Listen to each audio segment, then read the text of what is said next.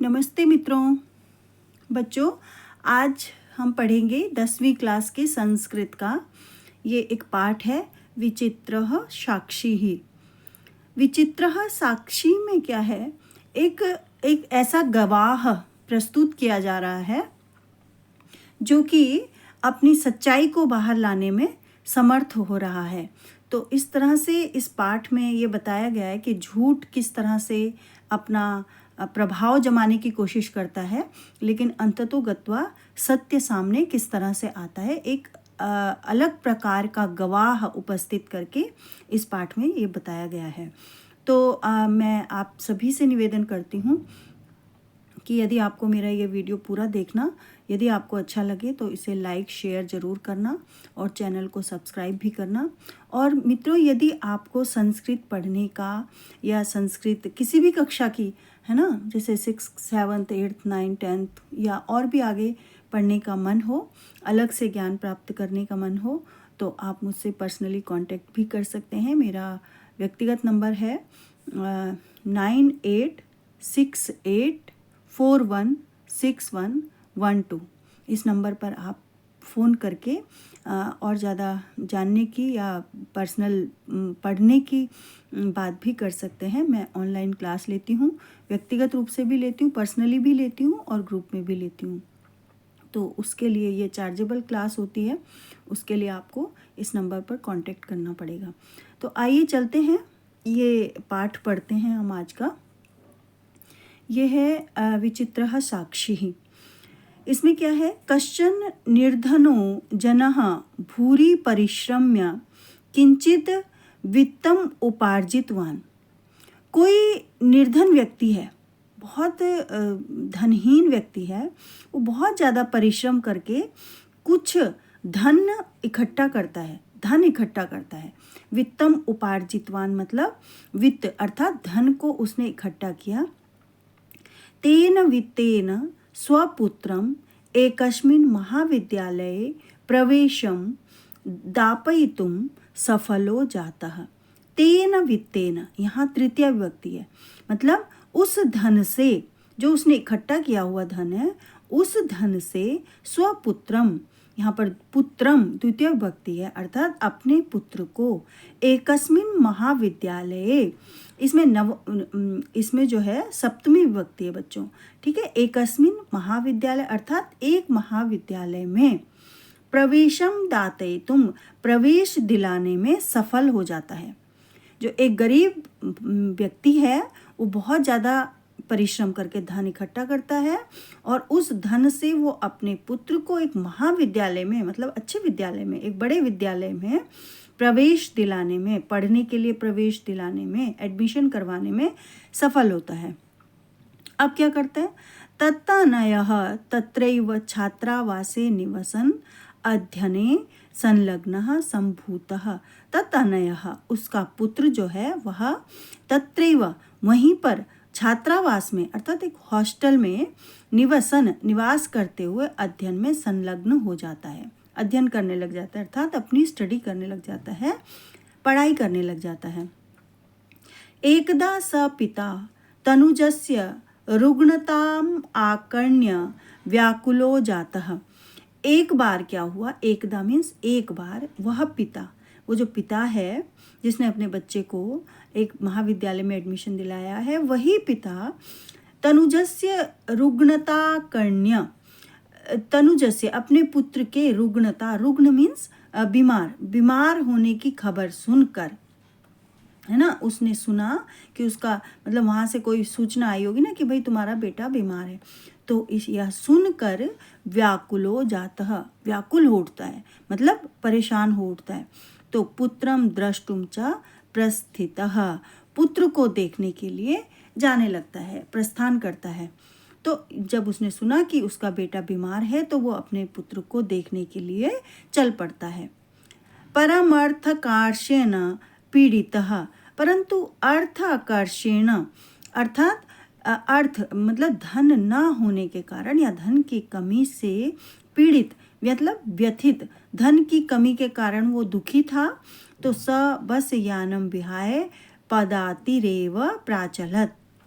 बस यानम विहाय, अर्थात उसने बस का रास्ता, जो बस जाती होगी ना वहाँ पे, उसके रास्ते को बिहाए मतलब छोड़कर, बस से न जाकर, बस को छोड़कर पदाती अर्थात पैदल रास्ते से वो निकल पड़ता है, पैदल पैदल चल पड़ता है, क्योंकि उसके पास बस से जाने के लिए पैसा नहीं था, धन नहीं था, धन की कमी से वह पीड़ित था अर्थात दुखी था।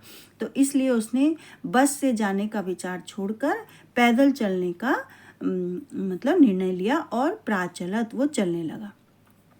ठीक है बच्चों, इतना समझ में आ गया आपको कि वो जो है ना अपना पैदल ही अपने बच्चे को देखने के लिए निकल पड़ा।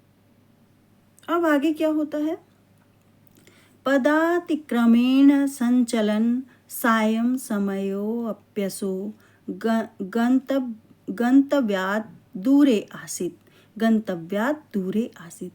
पदातिक्रमेण संचलन, पैदल चलते चलते, पैदल चलते हुए संचलन मतलब पैरों से ही पैदल चलते हुए, सायं समय अप्यसो मतलब शाम हो गई उसको, है ना, शाम सायंकाल हो गई, धीरे चलते चलते चलते चलते उसे सायं हो गई। और गंतव्यात दूरे आसीत, वो अपने गंतव्य से अर्थात उस महाविद्यालय से, उस छात्रावास से, अभी गंतव्य स्थान जो उसका था वो छात्रावास जहाँ उसे पहुँचना था। गंतव्यात कहते हैं, गंतव्य कहते हैं यहाँ पर पंचमी विभक्ति, गंतव्यात दूरे आसीत मतलब अपने गंतव्य स्थान से दूर था। कौन सा स्थान था, उसे कहाँ पहुँचना था? अपने बच्चे के विद्यालय में और उसके छात्रावास में पहुंचना था, तो वही उसका गंतव्य स्थान था। तो उससे वो अभी काफ़ी दूर था और उसे वहाँ चलते चलते रास्ते में शाम हो गई। निशांधकारे प्रसृते विजने प्रदेशे पदयात्रा न शुभावः। निशांधकारे प्रसृते मतलब अंधकार होने पर, निशा अर्थात रात्रि के अंधकार में, प्रसृते मतलब फैले हुए, बहुत ज़्यादा रात्रि का अंधकार फैला हुआ था और वो जो है ना विजने प्रदेश, निर्जन प्रदेश में, पदयात्रा न शुभावः निर्जन प्रदेश में अर्थात जंगल जैसे प्रदेश में, जहाँ पर कोई व्यक्ति दिखाई न दे रहा हो, ऐसे प्रदेश में पद यात्रा करना शुभ नहीं है, ऐसा उसने विचार एवं विचार्य, ऐसा विचार करके, ऐसा सोच करके, सपार्श्व स्थित ग्रामे, वह पास के ही स्थित ग्राम में रात्रि निवासम कर्तुम किंचित गृहस्थम उपागतः, वह ऐसा विचार किया उसने कि रात्रि के समय में पदयात्रा करना शुभ नहीं है, निर्जन प्रदेश में, है ना, जहाँ पर कोई लोग ज़्यादा नहीं है, ऐसी जगह पर जाना रात्रि के समय ठीक नहीं है। तो उसने ऐसा विचार करके पास में स्थित गांव में रात को निवास करतुम, यहाँ पे तुमुन प्रत्यय है, करतुम अर्थात करने के लिए, रात्रि निवास करने के लिए, किंचित गृहम उपागतः किसी घर में आ गया, घर के पास वो आया, किसी घर में आया। और करुणा परो गृही तस्मै आश्रयम प्रायच्छत, करुणा परो मतलब करुणा, दयावान जो गृही थे, जिनका वो घर था, जो गृहस्थी लोग वहाँ रहते थे, वो करुणावान थे, है ना, दयावान लोग थे। तो तस्मै उसके लिए, है ना, उस व्यक्ति के लिए जो वो रात्रि को आ रहा था, उसके लिए आश्रयम प्रायच्छत, उन्होंने आश्रय दे दिया उसको, मतलब रहने के लिए जगह दे दी अपने घर में। ठीक है, ऐसा सोचकर, क्योंकि वो लोग कौन थे, वो लोग करुणावान थे, दयावान थे, उन्हें दया आ गई जब उसने व्यक्ति ने देखा कि भाई ये लोग जो है ना, ये आदमी जो है रात को चल रहा है, तो उन्होंने कहा कि चलो ठीक है, उनके घर में गया वो कि मुझे थोड़ा सा आश्रय दे दो, क्योंकि मेरे को रात काटनी है, बस रात काट के मैं सुबह चला जाऊंगा, मुझे अपने बेटे के वहाँ पहुँचना है। तो ऐसे दया करके उन लोगों ने, उन गृहस्थी लोगों ने उसको आश्रय दे दिया अपने घर में। तो फिर क्या हुआ? विचित्रा देवगति मतलब देवगति अर्थात भाग्य की विचित्र अवस्था देखो, मतलब आप भाग्य की स्थिति देखिए क्या हुआ उसके साथ। फिर तस्यामेव रात्रौ तस्मिन् गृहे कश्चन चौरः गृहाभ्यन्तरं प्रविष्टः, तस्यामेव रात्रौ, उसी रात को या उसी रात्रि में, जिस रात को उसको वहाँ ठहराया गया था या वो ठहरा था उन गृहस्थी लोगों के घर में, तो उसी रात में तस्मिन गृहे, उसी घर में जिस घर में वो ठहरा था, कश्चन चौरः, कोई चोर वहाँ आया और गृहाभ्यंतरम प्रविष्ट, घर के अंदर प्रवेश कर गया। उसी रात को, जब रात को वो सो सा गए थे खाना पीना खाकर, तो उसी रात को जो है ना उनके घर में एक चोर भी आ गया, प्रविष्ट हो गया, प्रवेश कर गया। और तत्र निहितामेकां मंजूषाम आदाय पलायितः, तत्र मतलब वहाँ पर एक निहितामेकाम, वहाँ पर रखी हुई एक मंजूषाम, मंजूषा कहते हैं छोटा सा संदूक, है ना, पेटी टाइप की जो होती है ना, जिसमें रुपया पैसा रखने का, खजाना रखने का वो होता था ना, पहले ज़माने में लोगों का एक संदूक होता था। तो वहाँ पर एक मंजूषाम, एक संदूक रखा हुआ था। उस संदूक को आदाय उठा करके या ले करके वो पलायित करने लगा, भागने लगा, भागा वहाँ से। ठीक है ना, वो चोर उनके घर में आया और उसने देखा कि एक संदूक रखा हुआ है जिसमें कुछ पैसा वैसा रहा होगा, और उसने वो संदूक उठाया और पलायित, भागा वहाँ से।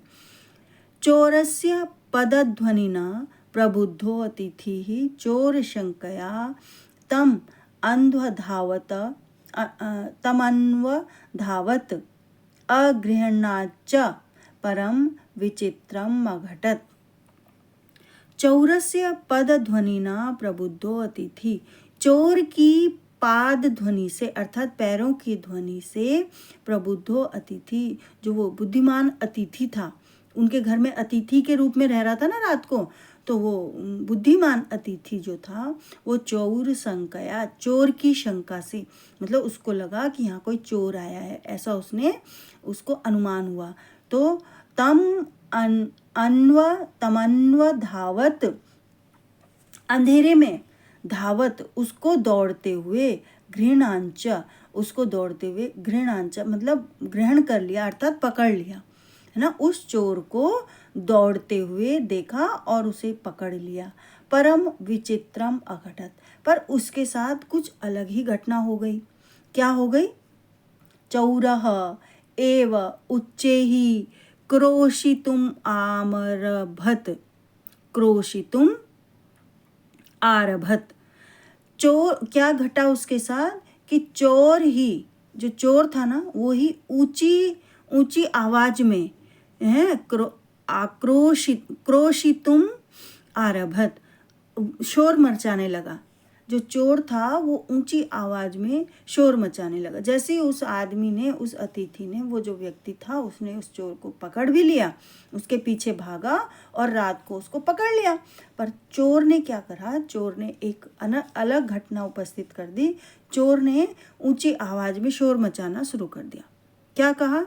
चौरो अयम इति, चोर है यहाँ, चोर है यहाँ, पकड़ो पकड़ो, चोर चोर, ऐसा करके उस चोर ने ही चोर करके शोर मचाना शुरू कर दिया। तस्य तारस्वरेण प्रबुद्धाः ग्रामवासिनः स्वगृहात् निष्क्रम्य तत्रागच्छन्। तो इस मतलब इस शोर से, जो उसने स्वर निकाला कि चोर चोर, पकड़ो पकड़ो, ऐसा जब शोर हुआ, तो इस शोर के स्वर से प्रबुद्ध जो वो लोग थे, ग्रामवासी थे, वह स्वगृहात, अपने घर से, निष्क्रम्य अर्थात निकलकर, तत्रागच्छन्, वहाँ आए। ठीक है ना। वराकम अतिथिमेव च चौरम मत्वा अभर्त्यसन, और उन्होंने अपने अपने घरों से जब वो निकल कर आए तो उन्होंने बराक, उस छली अतिथि को ही चोर मानकर उसको वहाँ से पीटना शुरू कर दिया, या उसको गाली गलौज देना या उसको डांटना मारना शुरू कर दिया। ठीक है ना, उल्टा हो गया। मतलब जो चोर था उसने शोर मचाया, और जिसने चोर को पकड़ा था, लोग आए अपने अपने घरों से निकल कर और उन्होंने सोचा चोर वही है जो उनका अतिथि था। तो अतिथि अर्थात उनका मेहमान बन के आया हुआ था, जो रात को उस घर में अपना आश्रय लेने के लिए टिका था, उसको चोर मान लिया और उसको चोर मान करके वो उसको पीटने लगे।